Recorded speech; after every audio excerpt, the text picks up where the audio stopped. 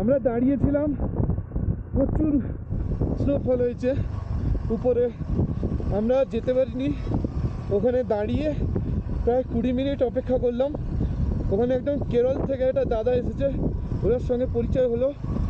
তো দাদা, তুমি যদি ভিডিওটা দেখছো একটা লাইক দিয়ে দিও।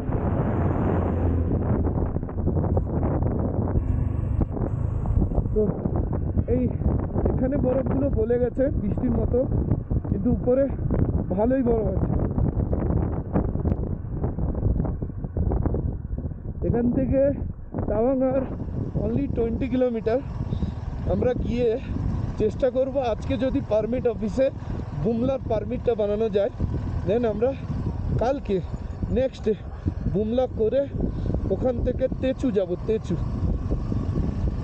তেচু থেকে